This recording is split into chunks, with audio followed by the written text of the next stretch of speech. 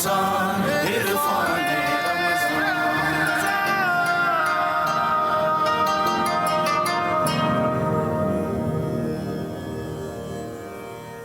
सलामती है उन आंखों पे जो हिदायत पे नजरें जमाए बैठी हैं, उन कानों पे जो जिक्र खैर के मुंतज़िर रहते हैं, और उन कदमों पे जो हिदायत की राह पे गामज़न है। अस्सलामु अलैकुम वरहमतुल्लाहि वबरकातुहू। तमाम तारीफ़ें खुदाए बुज़ुर्ग बरतर के लिए जो वहदुल शरीक, ना कोई सानी ना कोई हमसर, दरूद ला महदूद महबूब रब्बुल वदूद, राहतुल आशिकीन मुरादुल मुश्ताकीन हज़रत मोहम्मद मुस्तफ़ा, आपकी आले पाक, आपके जानिसार अंसार और असहाब पर ज़नमन। आप देख रहे हैं इरफान रमज़ान का ये अलिफ लाम मीम, जो खासा है, खूबसूरती है, लुत्फ़ है और मार्फत है। मैं आपका मेज़बान मोहम्मद उवैस रब्बानी तहे दिल से आपको कहता हूँ खुश आमदीद। ये 20 रमज़ान है और इस रोज़े से आप महवे सफ़र हैं, और आज हमने एक नतीजे पे आना है। आज फ़तेह मक्का का ज़िक्र होगा, उसके पीछे से आपको सबाक का ज़िक्र होगा, वाक़यात का ज़िक्र होगा, मगर उससे कबल हम उलमाए कराम को खुश आमदीद कह दें। आज की बज़म की रौनक भी आप हैं। मैं सबसे पहले खुश आमदीद करना चाहता हूँ। बहुत ही प्यारे लतीफ़ अंदाज़ में गुफ्तगू फरमाते हैं, और ये ख़ासा है कि तहक़ीक़ पर मबनी गुफ्तगू फरमाते हैं। आपके बेशुमार शागिर्द हैं और इस वक्त भी आप तदरीस से, खिताबत से, इमामत से जुड़े हुए हैं। मैं खुश आमदीद करना चाहता हूँ मुफ्ती शाह हुसैन गर्देज़ी को। अस्सलाम वालेकुम वरहमतुल्लाह। वालेकुम अस्सलाम। आज के हमारे दूसरे मेहमान गुफ्तगू में एक एजाज़ रखते हैं, इफ्तिखार रखते हैं, और बहुत ही नज़ाकत के साथ हसास मामलात पे संजीदा गुफ्तगू फरमाते हैं। हदीस के मामले में कबूल हासिल है, खुदा ने बड़ा कवि हाफ़िज़ अता फरमाया है। अबू इंशा डॉक्टर कारी खलील रहमान जावेद, अस्सलाम वालेकुम वरहमतुल्लाह। वालेकुम अस्सलाम वरहमतुल्लाहि वबरकातुहू। मैं आज के तीसरे मेहमान को भी खुश आमदीद कहूँगा। शोबे तदरीस से आशना है और क्या उम्दा खिताबत फरमाते हैं, साथ साथ बयानात आपके बड़े मारूफ और मशहूर हैं, सुने जाते हैं, देखे जाते हैं, और शागिर्द इनसे बड़ी मोहब्बत रखते हैं। जामिअतुर रशीद से आपका ताल्लुक़ है।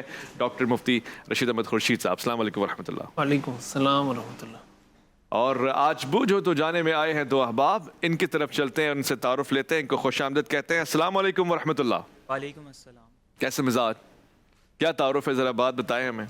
असदुल्ला ख़ान नाम है और कराची यूनिवर्सिटी से ताल्लुक़ है। मलिक वसीम कराची यूनिवर्सिटी से ताल्लुक़ है। वेलकम, खुश आमदीद। और आज तो आपने इंतखाब किया है जिस दिन का, उस दिन एक उम्दगी है। आज की शख्सियत हम तीन अहबाब हम चारों जानते हैं।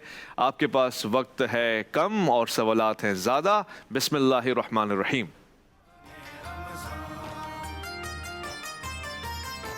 आगाज़ कीजिए। अच्छा, जो शख्सियत हैं वो मर्द हैं या औरत हैं? जी शाह साहब वो मर्द हैं। अच्छा, ये शाह साहब को उन्होंने बताया ही नहीं आज, आप लोगों को बताया? कारी साहब ओके, तो मर्द हैं? जी मर्द हैं जी। अच्छा, अशरा मुबशरा में वो सहाबी हैं या अहले बैत में से? डॉक्टर साहब सहाबी हैं या अहले बैत में से? अब एक सवाल पूछे, सहाबी हैं? सहाबा में से? हाँ जी, सहाबा में से। अशरा मुबशरा में शामिल हैं? कारी साहब अशरा मुबशरा में आपका शुमार? नहीं जी। कारी साहब बहुत ही खूबसूरत टोपी पहनी है आज आपने, फिर से मैचिंग से माशाल्लाह। हदीस के मशहूर रावियों में से? डॉक्टर साहब हदीस के मशहूर रावियों में से हैं? यानी ये वजह शोहरत हदीस की रिवायत बहुत ज़्यादा कसरत रिवायात नहीं है। नहीं है। स्क्रीन के ऊपर भी 4 नाम चल रहे हैं और 4 नामों में से एक का इंतखाब करना है, यानी जो सवाल पूछे जा रहे हैं। मुस्लिम सिपा सालारों में उनका शुमार होता है? सिपह सालारों में उनका शुमार नहीं होता। जल्दी जल्दी चल रहे हैं आज, अच्छी बात है, स्पीड दिखाएं। हुजूर से पहले वफात पा चुके थे? नहीं जी, जल्दी से आगे बढ़ें, शाबाश। शहादत के मर्तबे पे फाइज हैं? डॉक्टर साहब, कारी साहब, शहादत वाला पहलू नहीं है। आप इसके अलावा एक दिलचस्प सवाल पूछ सकते हैं, और वो सवाल ये होगा कि आपका बुनियादी तौर से ताल्लुक़ किस खित्ते से है? या अरब से है या गैर अरब से है? अरब में से है तो कहाँ से है?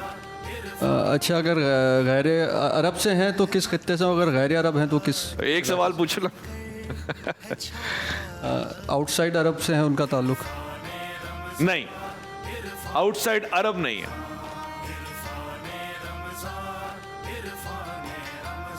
मैंने एक सवाल इनका खा लिया है। रोज़ा तो टूट गया फिर। ये ऐसे जैसे गुस्सा पीते हैं ना आप। इनको खुलफा राशिदीन के ज़माने तक जिंदा रहे, उसके बाद नहीं? जी, खुलफा राशिदीन की तादाद आपको पता है ना, तो ऐसा नहीं है कि उनके सारों के ज़माने में ज़िंदा रहे। अलबत्ता ये कि آپ قریب ہیں. خلفائے راشدین کی شہادت سے ایک واقعہ ملتا ہے. ویسے رسول اللہ صلی اللہ علیہ وسلم کے قریب قریب سوچیں گے نا تو پہنچ جائیں گے انشاءاللہ. میں دوں گا ہنٹ.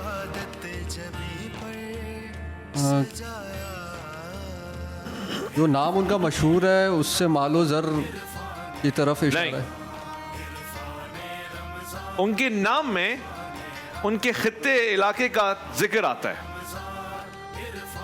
جیسے اگر میں کہوں قاری خلیل الرحمن خراسانی تو خراسان کا ذکر آ جائے گا. میں اپنے لیے کہوں کہ میں مثال کے طور پہ شامی نام کے آگے ان کے لہجے سے ان کی دھرتی کی مہک آتی تھی. مہک آتی تھی. واہ شاہ صاحب آپ کو تو پتہ ہے. نہیں بھیا آپ کے سوال سے پتہ چلا.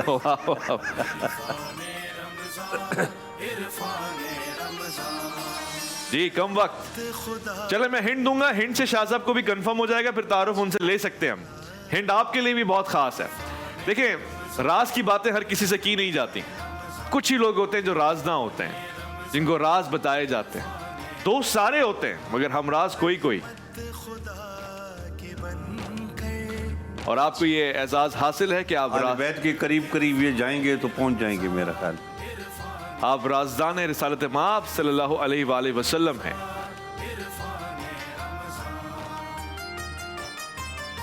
نہیں ویسے نہ بھی آپ جیتے نے تو تو اچھی خاصی مدد کر دی. کافی ہو گئی ہے. قاری صاحب کی آج بھی نگاہیں تھیلی چھوٹی نظر آ رہی ہے اس لیے آج نہیں, آج دے دیں گے. آج تقسیم غنائم میں قاری صاحب شریک نہیں ہو. امین امت کے نام سے مشہور ہے. نہیں وہ تو ہم نے کل 2 دفعہ کہا. امین الامت جو ہے جناب حضرت ابو عبیدہ بن جراح کے حوالے سے ہم نے کل بات کی تھی, وہ کل ہو گیا. امین الامت ہم نے کل سبقت میں حکیم بھی کہا تھا.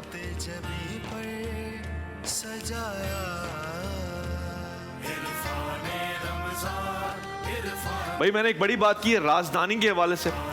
یہاں تک کہ دوسرے خلیفہ راشد بھی آپ سے استفسار کیا کرتے تھے, پوچھا کرتے تھے کہ کئی رازوں میں وہ راز مجھ سے منسلک تو نہیں ہے. توجہ فرمائیں.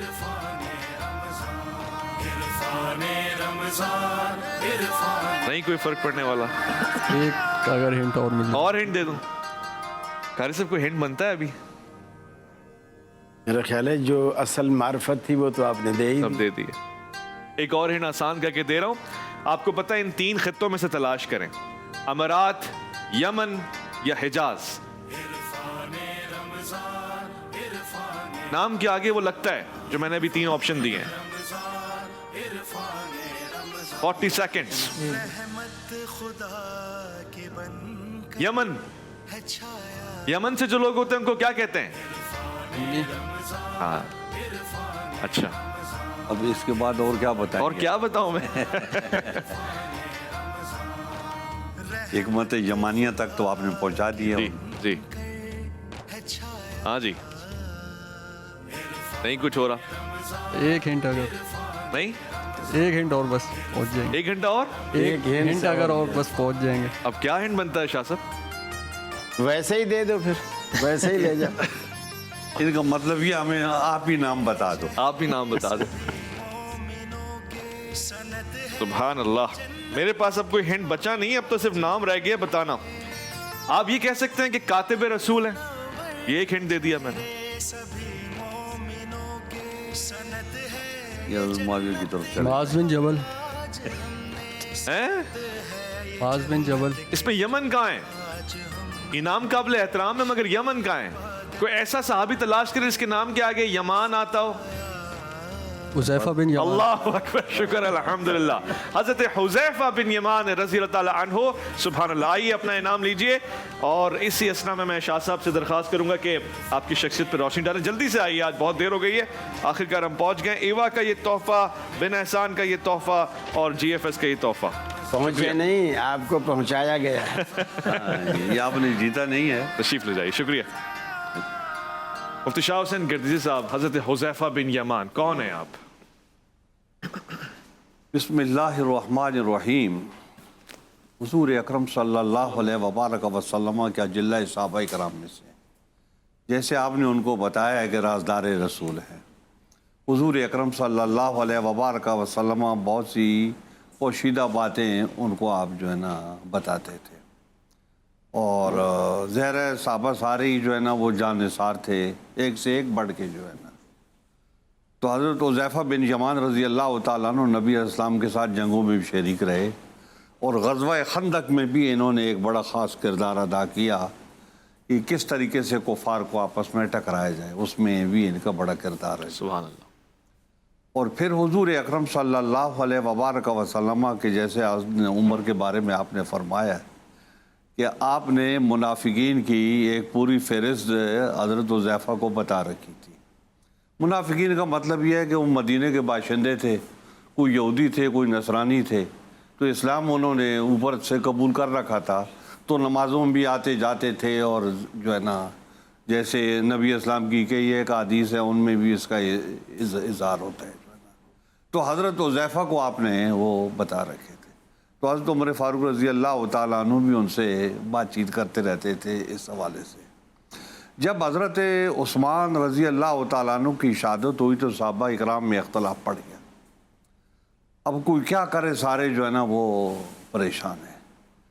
تو وہ ایک صحابی کے پاس گئے تو انہوں نے حضرت حذیفہ ہی کے پاس گئے, یہ حضرات کہ ان حالات میں آپ کیا کریں. صحیح. تو انہوں نے فرمایا کہ نبی علیہ السلام فرماتے تھے کہ یہ عمار ابن یاسر جو ہے یہ ہمیشہ حق کے راستے پہ چلتا ہے. سبحان اللہ. حالات صحیح ہوں, سازگار ہوں یا ناسازگار ہوں, یہ حق کے راستے پہ چلتا ہے. تو لہٰذا یہ اختلاف ہو گیا ہے, تو جدھر عمار ابن یاسر جائیں, جو ان کا راستہ ہے وہ والا راستہ آپ سبحان اللہ. سبحان اللہ. تو وہ حضرت عثمان کی شہادت کے بعد تقریباً 40 دن زندہ رہے, اور پھر اس کے بعد ان کا انتقال.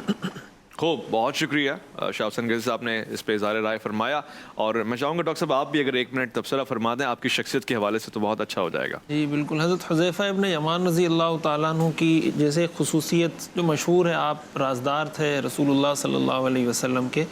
ان کا ایک واقعہ جو صحیح بخاری صحیح مسلم میں موجود ہے کہ یہ جب مدینہ منورہ آ رہے تھے ہجرت کر کے, تو راستے میں ان کو مشرکین مکہ نے پکڑ لیا اور ان سے کہا کہ بھائی تم تو وہاں جا رہے ہو, تم تو رسول اللہ صلی اللہ علیہ وسلم کے ساتھ مل کر ہم سے جہاد کرو گے, تو ہم تو تمہیں اس طرح کبھی الاؤ نہیں کریں گے جانا. تو انہوں نے ان سے وعدہ کر لیا کہ بھائی میں تم سے وعدہ کرتا ہوں کہ ہم مدینہ جا رہے ہیں, ہم تمہارے خلاف ابھی جو جنگ ہوگی ہم اس میں شریک نہیں ہوں گے.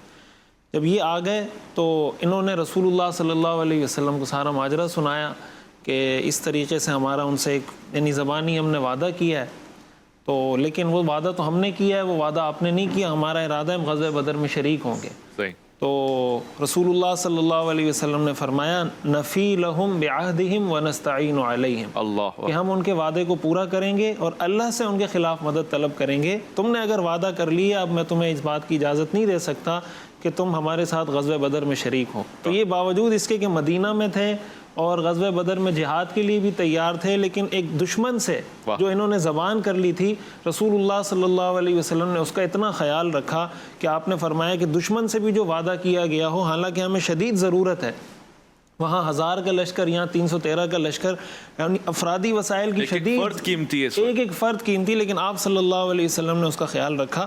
اور اس میں ہمارے لیے ایک بڑا میسج بھی ہے کہ وعدے کی پاسداری, کوئی ایگریمنٹ ہم کر لیتے ہیں, کسی سے کوئی بات کر لیتے ہیں, تو اس کا ہمیں خیال بھی رکھنا چاہیے. واقعی ڈاکٹر صاحب کتنی پیاری گفتگو فرمائی ہے. میں لوٹ کر آؤں گا, آج موضوع کا آغاز بھی ہم نے آپ سے ہی کرنا ہے, آپ اس پہ اگر کچھ چال ڈالنا چاہیں. جی میں صرف اتنا کہنا چاہ رہا تھا, صحابہ کرام کہتے ہیں کہ جب ہمارے ہاں کچھ جنازہ آتا نا, جی تو ہم جنازے میں حذیفہ بن یمان کو تلاش کیا کرتے تھے. اگر تو وہ مل جاتے تو ہمیں یقین ہو جاتا کہ یہ مسلمان کا جنازہ ہے. صحیح. اور اگر حذیفہ بن یمان اس جنازے میں شریک نہیں ہوتے تو پھر ہم خود ہی فیصلہ کر لیتے تھے کہ یہ شاید منافق ہے. اللہ اکبر, کتنا بڑا رتبہ, یعنی گویا یہ ایک ٹائٹل بن چکے تھے رسول اللہ صلی اللہ علیہ وسلم کی رازداری کی وجہ سے. ایسا ہی ہے, ایسا ہی حقیقت فرمایا آپ نے. ہم لوٹ کر آئیں گے, ایک مختصر وقفہ, الف لام میم میں آپ کا انتظار رہے گا. عرفان رمضان عرفان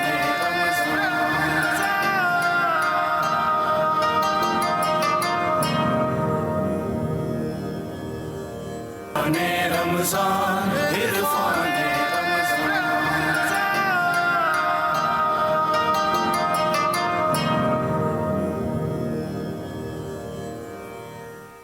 خوش آمدید. اللہ رب العزت نے فرما دیا کہ بے شک ہم نے آپ کو فتح عطا فرمائی ہے، مگر یہ ذکر ظاہراً فتح مکہ کے حوالے سے نہیں بلکہ اس صلح کے حوالے سے ہے جو رسالت مآب صلی اللہ علیہ وآلہ وسلم نے اپنے اصحاب کی معیت میں کفار مکہ کے ساتھ کی، جس کے اوپر بہت سے لوگ اس وقت اعتراض فرما رہے تھے کہ یہ کیسے ہو سکتا ہے. یہاں تک کہ خلیفہ راشد حضرت عمر رضی اللہ تعالیٰ عنہ نے فرمایا کہ کیا آپ اللہ کے رسول نہیں ہیں، کیا ہم حق پر نہیں ہیں؟ البتہ یہ کہ اللہ کے رسول نے حکم فرما دیا، صلح ہو گئی، آغاز بھی ہوا. جناب حضرت علی کرم اللہ وجہ اس صلح کو تحریر فرما رہے ہیں، لکھ رہے ہیں، اور پھر انہوں نے کہا کہ اللہم یہ جملہ ہٹائیے، اس کو کیجیے آگے تبدیل، اور پھر اس کے بعد رسالت مآب صلی اللہ علیہ وآلہ وسلم کو محمد بن عبداللہ لکھیے، رسول اللہ نہ لکھیے. یہ بھی مان لیا گیا. یہاں تک کہ حضرت علی نے فرمایا اے اللہ کے رسول یہ کام میں کیسے کر سکتا ہوں، میں تو آپ کا نام نافذ کرنے کے لیے آیا ہوں، آپ کے جھنڈے گاڑنے کے لیے آیا ہوں.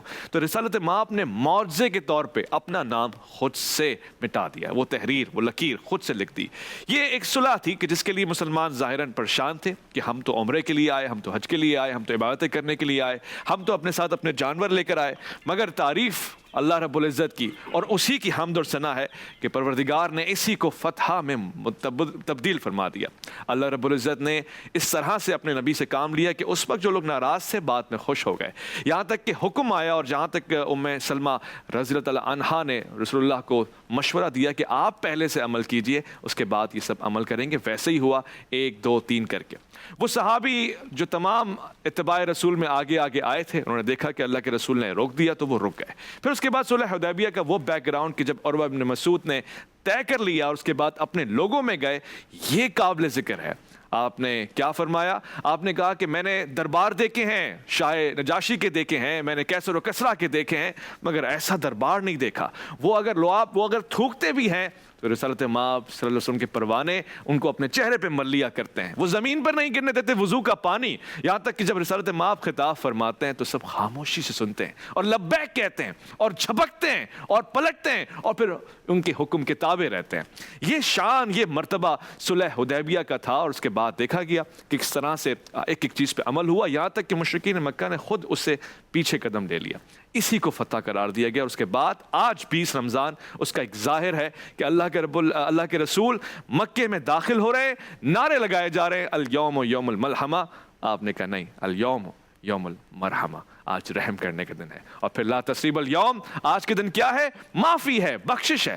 یہ کردار ہے رحمت اللہ عالمین کا. آج اس پہ بات ہوگی، اس کے سیاق و سباق کی بات ہوگی. میں ڈاکٹر قاری خلیل الرحمان صاحب سے سوال پوچھنا چاہتا ہوں. ڈاکٹر صاحب، اس کے سیاق و سباق میں اگر ہم چلے جائیں، صلح حدیبیہ کا معاملہ دیکھیں.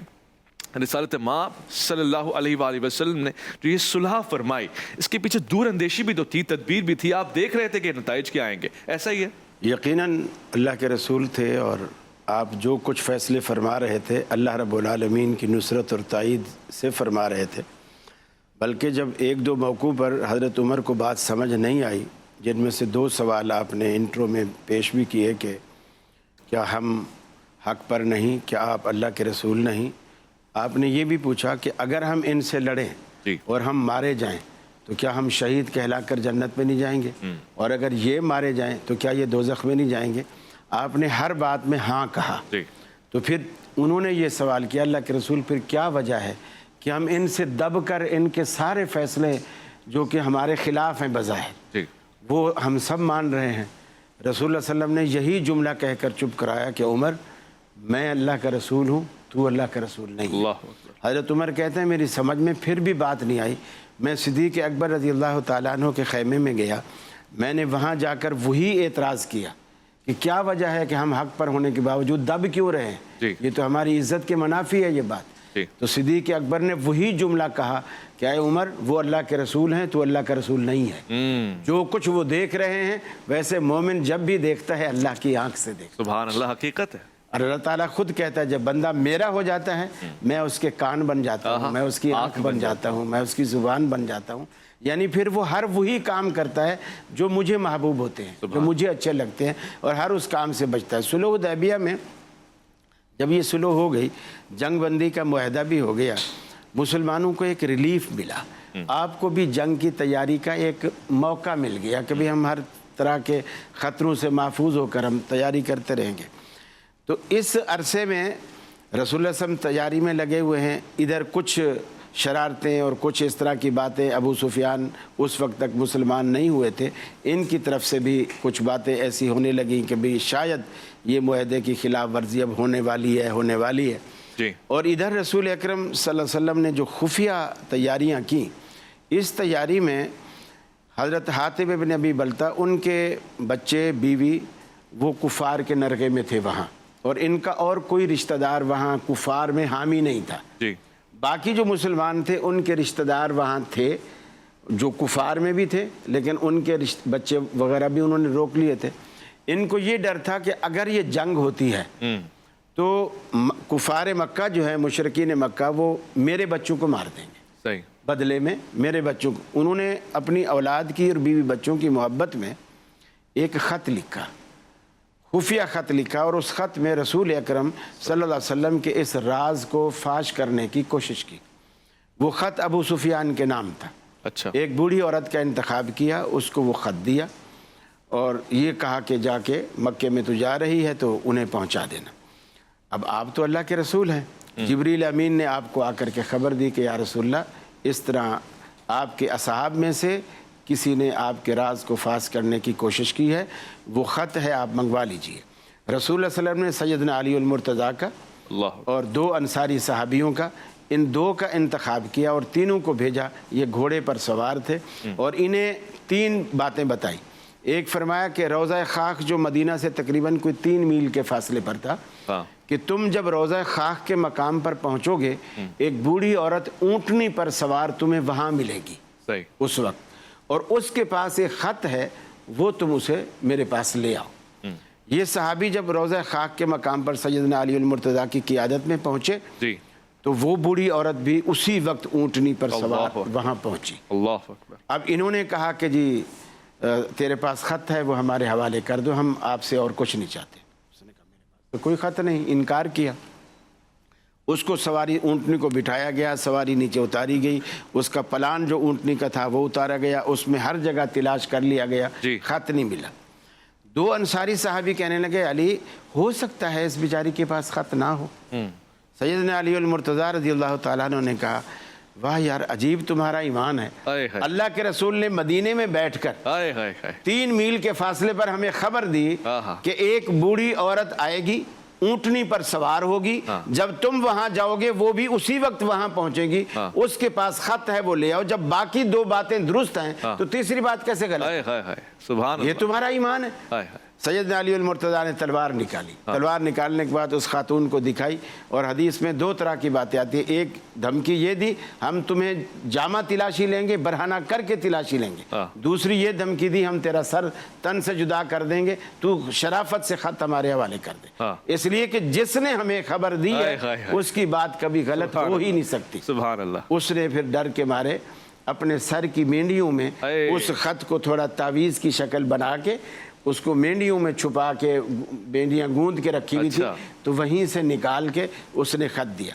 अब दूसरी बात, सैयदना अली मुर्तज़ा ख़त लेकर आ रहे हैं, रास्ते में ना ख़त को खोला, ना ख़त को पढ़ा, ना ख़त को देखा, ना ये जानने की कोशिश की कि इधर से किसने लिखा था, उधर किसके नाम है। ये क्यों कि अल्लाह के रसूल ने हमें ख़त लेने को भेजा है, ख़त पढ़ने को नहीं। क्या ईमान है, सुभान अल्लाह। ख़त पढ़ने को नहीं।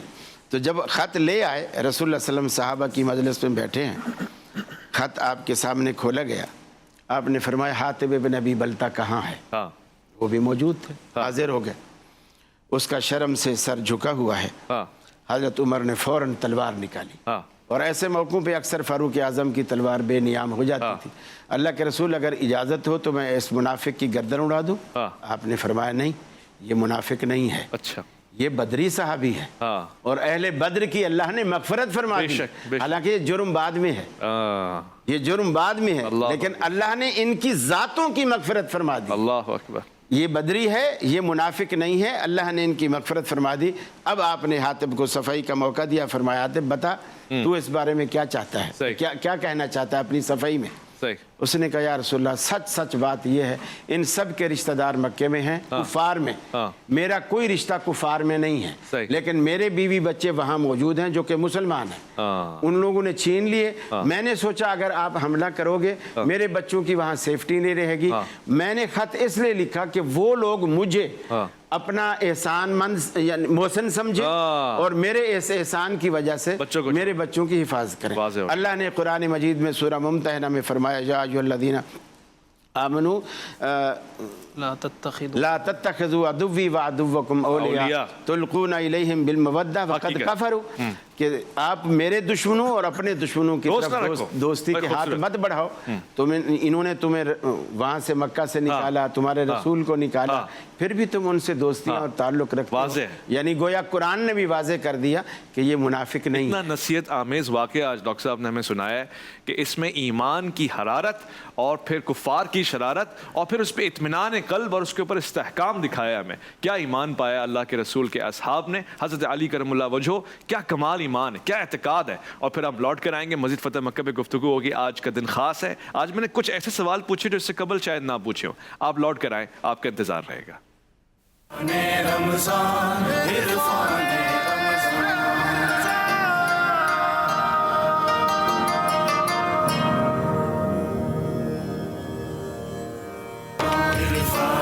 रमज़ान इरफान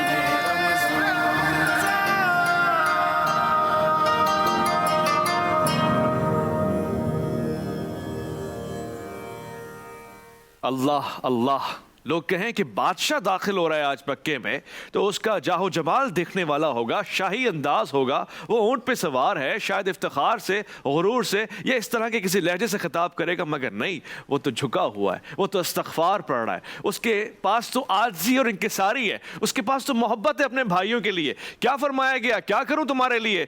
कहा आप अल्लाह के रसूल हैं, हमने आपका अखलाक देखा है, हमने आपकी सीरत देखी, हमने आपके गुफ्तार को देखा है. तो क्या खूब फरमाया. आज के दिन वही है जो यूसुफ अलैहिस्सलाम ने अपने भाइयों के लिए कहा ला तसरीब अलैकुमुल यौम. कोई गुंजाइश नहीं बनती थी मगर बनाई. दिलों में हुकूमत करने वाले का नाम है मोहम्मद मुस्तफ़ा सल्लल्लाहु अलैहि वसल्लम. डॉक्टर रशीद अहमद खुर्शीद साहब, ये क्या वजह है? ये तो वो दुश्मन लोग थे, मैं दिल से कह रहा हूँ ये बात. हज़रत बिलाल को ज़मीन पर नहीं लिटाया था इन लोगों ने, ये जनाब सुमैया की शर्मगाह के ऊपर इन्होंने इताब नहीं लगाया था, या इन्होंने असहाब रसूल को तकलीफ नहीं पहुंचाई थी. किस बिना पे इनको माफ़ कर दिया और का कोई जुर्म ही नहीं है, माफ़ी है. बिस्मिल्लाहिर्रहमानिर्रहीम नहमदुहु व नसल्ली अला रसूलिहिल करीम अम्मा बाद. एक बहुत अहम बात है और इस्लाम का एक अहम मिजाज, इससे हमें समझ में आता है रसूलुल्लाह सल्लल्लाहु अलैहि वसल्लम की तालीमात का एक मज़हर है ये पूरा फ़तह मक्का का जो वाक़या है. और इससे ये मालूम होता है कुरान करीम में क़िताल का हुक्म भी है, जिहाद का हुक्म भी है. आज इस्लाम पर जो बहुत सारे एतराज़ात किए जाते हैं तो उसमें से एक एतराज़ ये किया जाता है कि इस्लाम तलवार की ज़ोर से फैलाया गया है, लोगों को ज़बरदस्ती मुसलमान किया गया, और इस तरह की बातें बहुत ज़्यादा कसरत से की जाती हैं. तो अगर ये बात देखी जाए कि आया इस्लाम के आने का मकसद, रसूलुल्लाह सल्लल्लाहु अलैहि वसल्लम ने इस्लाम को जब इस इंसानियत के सामने पेश किया, उसका मकसद इस उम्मत को, इस इंसानियत को राह रास्त पर लाना था. उस इस्लाम का, उस दीन का मकसद लोगों को कत्ल करना, लोगों को मारना या उनके साथ ज़बरदस्ती का मामला करना नहीं था.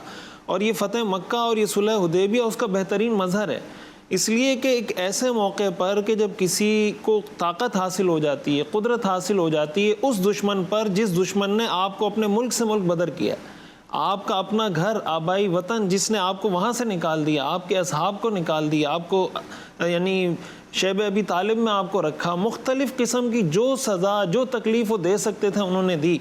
लेकिन रसूलुल्लाह सल्लल्लाहु अलैहि वसल्लम को जब अल्लाह ताला ने ताकत और कुदरत और फ़तह अता फरमाई तो आप सल्लल्लाहु अलैहि वसल्लम ने उनसे पूछा, जब वो सारे लोग जमा हुए, सहमे हुए, तो आपने फरमाया कि तुम्हारा क्या ख्याल है कि मैं आज तुम्हारे साथ क्या करूँगा?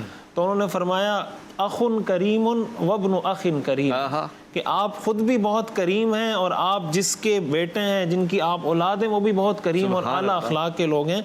तो आप सल्लल्लाहु अलैहि वसल्लम ने फरमाया لا تثریب علیکم اليوم، آپ نے فرمایا میں وہی کروں گا جو میرے بھائی حضرت یوسف نے کیا تھا، اور آپ نے فرمایا اذهبوا انتم الطلقاء، تم چلے جاؤ، تم سب میری طرف سے آزاد ہو۔ اور اس موقع پر آپ صلی اللہ علیہ وسلم نے فتح مکہ کے موقع پر، جیسے آپ نے انٹرو میں یہ بات کی کہ جب حضرت سعد بن عبادہ رضی اللہ تعالیٰ عنہ نے فرمایا کہ الیوم یوم الملحمہ، تو جب حضرت ابو سفیان نے یہ بات سنی، رسول اللہ صلی اللہ علیہ وسلم کو پتہ چلا، تو آپ نے فرمایا الیوم یوم المرحمہ، اور آج کا دن وہ دن ہے جس میں بیت اللہ کی تعظیم ہوگی، آج کے دن بیت اللہ کو حلال نہیں کیا جائے گا، وہاں کسی کا خون نہیں بہایا جائے گا۔ پھر آپ نے فرمایا من اغلق دارہ فہو آمن، من دخل دار ابی سفیان فہو آمن، اور جو مسجد حرام میں داخل ہو گیا اس کو امن، جو اپنے گھر میں داخل ہو گیا اس کو امن۔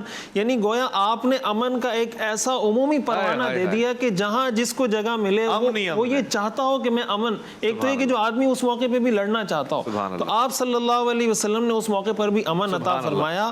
اور آپ کی جو تواضع تھی، آپ کا جو متواضعانہ شان تھی، جب آپ داخل ہوئے فتح مکہ میں، روایات میں آتا ہے کہ آپ کی توڑی آپ کے تجاوز سے لگی جا رہی تھی تواضع کی وجہ سے، یعنی آپ ایسے اکڑ کر فتح مکہ کے موقع پر مکہ میں داخل نہیں ہوئے، اور آپ کی زبان پر یہ کلمات ہے الحمدللہ الذی نصر عبدہ ہزم الاحزاب وحدہ ونصر جندہ، کہ تمام تعریفیں اس اللہ کے لیے جس نے اکیلے ان تمام لشکروں کو شکست دی، نصر جندہ جس نے اپنے لشکر کی مدد کی، وَحَزَمَ الْأَحْزَابَ وَحْدَ ان سارے لشکروں کو ایک اللہ نے شکست دی۔ یعنی اتنی سٹرگل، اتنی کوشش، اتنی محنت اور اتنی تکلیفیں برداشت کرنے کے بعد جب اللہ تعالیٰ نے فتح عطا فرمائی، اس کا سارا کریڈٹ رسول اللہ صلی اللہ علیہ وسلم نے اللہ وحدہ لا شریک کو دیا کہ یہ سب اللہ نے کیا۔ ایک انسان ہونے کے ناطے ہم نے اس میں اپنا کردار ادا کیا، لیکن اگر اللہ کی مدد نہ ہوتی تو یہ ہمیں فتح حاصل نہیں ہوتی۔ کیا خوبصورت بیان ہے ڈاکٹر صاحب، یعنی یہ تاریخ بتا رہی ہے کہ ہمیں رحمت للعالمین کا سراپا نظر آیا فتح مکہ کے دن۔ ہم دیکھ سکتے تھے اور یہ حق تھا، عدل تھا، انصاف تھا، خون کا بدلہ خون ہوتا، آپ کو نکالا گیا تھا اس شہر سے، آپ اس کا انصاف لیتے ہیں۔ مگر کیا خوبصورت سیرت ہے میرے آقا کی۔ علامہ تقی مہدوی صاحب ہمارے درمیان موجود ہیں، میں آپ کو خوش آمدید کہنا چاہتا ہوں۔ السلام علیکم ورحمۃ اللہ۔ علامہ صاحب، وہ اسی کے ہم سیاق و سباق میں جب صلح حدیبیہ کا ذکر کر رہے تھے تو مشکل تھا مسلمانوں کے لیے اس بات کو اپنی آنکھوں کے سامنے دیکھنا کہ اللہ کے رسول ہمارے ساتھ ہے، ساز و سامان ہمارے ساتھ ہے، ہم نے صرف مکے میں داخل ہونا ہے، عمرہ کرنا ہے۔ مگر جب صلح ہو رہی ہے تو حضرت علی سے لکھوایا جا رہا ہے، اور پھر یہ جملہ کہ رسول اللہ کو مٹا دو، حضرت علی نے انکار فرمایا کہ میں نہیں مٹا سکتا اس کو۔ اس کے پیچھے کیا حکمت ہے؟ اعوذ باللہ من الشیطان الرجیم، بسم اللہ الرحمن الرحیم۔ حضور سرور کائنات نے صلح نامے کے کاتب کے طور پر حضرت علی بن ابی طالب کا انتخاب فرمایا، اور سہیل بن عمرو اور علی بن ابی طالب یہ دونوں آمنے سامنے تھے کہ جب یہ صلح نامہ لکھا جا رہا تھا، اور اس موقع پر حضور سرور کائنات نے ایک اور انداز بھی اختیار کیا کہ سہیل آیا ہے تو سہول امرنا، ہمارا امر بھی آسان ہو جائے گا، ہمارا کام انشاءاللہ آسان ہو جائے گا۔ سبحان اللہ۔ اس کے بعد جب صلح نامہ لکھا جا رہا تھا تو ظاہر سی بات ہے کہ مولا متقیان حضور سرور کائنات کو رسول خدا تسلیم کرتے ہیں، خاتم النبیین مانتے ہیں، تو پوری شان و شوکت کے ساتھ پیغمبر اکرم کا نام لکھا گیا، اور محمد الرسول اللہ اور خاتم النبیین کے نام کے ساتھ یہ صلح نامہ لکھا گیا۔ سہیل تو اس چیز کو نہیں مانتا، لہٰذا اس نے انکار کیا کہ اگر آپ محمد کو رسول اللہ کہتے ہیں تو پھر ہمارے اور آپ کے صلح کا فائدہ نہیں رہے گا، ہم بھی اگر رسول اللہ کہنا شروع کر دیں تو پھر ہم آپ کے دین کے اوپر آ جائیں گے، اس لیے آپ محمد لکھیے، رسول اللہ نہ لکھیے۔ تو مولا علی علیہ السلام نے سہیل کی بات نہ مانتے ہوئے اور انکار کیا کہ میں تیری بات نہیں مانوں گا، اچھا، جو حکم رسول ہوگا اور جو ادب رسول ہوگا میں اس کا خیال رکھوں گا۔ صحیح۔ تو پھر پیغمبر اکرم نے فرمایا کہ اگر اس کی یہ فرمائش ہے تو اس کے مطابق عمل کر لیں۔ صحیح۔ اور حضرت علی مرتضیٰ نے پھر یہ فرمایا کہ یا رسول اللہ پھر آپ اپنا دست مبارک دیں، اور پیغمبر کے دست مبارک سے خود رسول اللہ کا یہ کلمہ محو کیا گیا اور حذف کیا گیا۔ تو یہاں پر وہ مخالفت والی بات نہیں، پورا ادب اور احترام کی بات ہے کہ جس شوق اور جس ذوق کے ساتھ حضور سرور کائنات کو رسول اللہ مانتے تھے، دل نہیں مانتا کہ میں کیسے مٹا دوں کسی کافر کے کہنے کے اوپر۔ تو ادب کا تقاضا یہی تھا کہ جیسے باپ کبھی کبھی اپنے بچوں کو کہہ رہا ہوتا ہے کہ بھائی یہ خدمت نہیں کرو، میرے لیے پانی نہیں لے کر آؤ، میرے لیے کھانا نہیں لے کر آؤ، بیٹی کو کبھی کہہ رہا ہوتا ہے، لیکن بیٹی لائے پہ لائے جا رہی ہے کیونکہ محبت ہے، پیار ہے، عشق ہے، احترام ہے۔ تو وہی کام مولا متقیان نے پیغمبر اکرم کے ساتھ انجام دیا۔ اور پھر ہمیں اس محبت کو فتح مکہ کے موقع پر جس خوبصورت انداز میں دیکھنے کا موقع ملتا ہے وہ اب بہت عالی ہے کہ وہی علی مرتضیٰ کی جن کو صلح نامہ لکھوانے کے لیے معمور کیا تھا، اسی علی مرتضیٰ کو بتوں کو توڑنے کے لیے بھی بلایا گیا۔ اللہ اکبر۔ کہ اب آپ تشریف لائیں اور میرے دوش مبارک میں سوار ہو جائیں۔ میرے دوش مبارک؟ میرے دوش مبارک۔ بعض روایات کے اندر یہ ہے کہ مولا علیہ السلام نے وہاں پہ فرمایا کہ یا رسول اللہ یہ ہو نہیں سکتا، آپ میرے دوش مبارک میں سوار ہوں۔ اور حضور سرور کائنات جب سوار ہونے لگے تو علی مرتضیٰ جیسا شیر خدا، اتنا بڑا پہلوان، اتنا بڑا بہادر انسان، وہ بھی لرز گیا. اللہ اکبر. اور پھر حضور سرور کائنات نے بتایا کہ اے علی، یہ جو میرا وزن تمہیں محسوس ہو رہا ہے یہ میرا اپنا ذاتی وزن نہیں ہے، یہ نبوت کا وزن ہے جو تم اپنے کاندھوں پر محسوس کر رہے ہو، لہٰذا تم اب میرے کاندھے پر سوار ہو جاؤ. اور پھر میرے مولا تشریف لے گئے اور پھر حبل کو اور بہت سارے بتوں کو توڑا، اور وہاں پر پھر وحی الہی نازل ہوئی کہ جاء الحق وزهق الباطل ان الباطل کان زہوقا. حق آ گیا، باطل مٹ گیا، اور باطل کو مٹنا ہی تھا. اور پھر اس موقع پر پیغمبر کرم نے یہ بھی اشارہ فرمایا کہ اے علی، بت کو توڑنے والوں میں سب سے پہلے ابراہیم علیہ السلام تھے، اور بت کو توڑنے والوں میں سب سے آخری علی ابن ابی طالب علیہ السلام. تو علی ابن ابی طالب کے ساتھ جو محبت ہے وہ تو شروع سے لے کر آخر تک ہمیں ہر موقع پر نظر آتی ہے. اور اس فتح کے موقع پر بھی علم دیا گیا تھا، تب بھی علی ابن ابی طالب کے ہاتھوں میں دیا گیا تھا. یعنی ماہ رمضان کے اندر جو جنگ بدر آتی ہے، پہلی جنگ اسلام کی، اس موقع پر بھی علم دیا گیا تو علی ابن ابی طالب کے ہاتھوں میں، اور آخری فتح کے موقع پر بھی علم دیا گیا تو حضرت علی ابن ابی طالب علیہ السلام کے ہاتھوں میں دیا گیا. تو ہر جگہ پر میرے مولا حضرت علی ابن ابی طالب کا کردار ملتا ہے. اور اگر آپ مجھے وقت دیں تو قرآن کریم کی ایک اور آیت عجیب ہے کہ یہ جو مسلمان ہو گئے ہیں، ان مسلمانوں کو ان مسلمانوں کے برابر نہ سمجھو جو پہلے ہی سے آپ پر قربانی دینے والے تھے. وہ تو ان کا کیا کہنا. اور باقاعدہ یہ آیت موجود ہے سورہ حدید کی آیت نمبر 10 سے، جس میں اشارہ ہوتا ہے کہ لا یستوی منکم من انفق من قبل الفتح وقاتل اولئک اعظم درجۃ من الذین انفقوا من بعد وقاتلوا. وہ لوگ برابری نہیں کر سکتے جو فتح مکہ کے بعد انفاق کرتے ہیں یا جہاد کرتے ہیں ان لوگوں کی جو اس سے پہلے انفاق کرنے والے تھے اور جہاد کرنے والے تھے. ان کا درجہ بلند ہے کہ جو اس سے پہلے یہ کام کرنے والے تھے. وَكُلًّا وَعَدَ اللَّهُ الْحُسْنَى. البتہ پروردگار کے یہاں وہی انصاف کا قانون ہے کہ جو نیکی کرے گا اس کی جزا اس کو قیامت میں دی جائے گی. وجہ فرمایا. الف لام میم میں آپ کا انتظار رہے گا. عرفان رمضان عرفان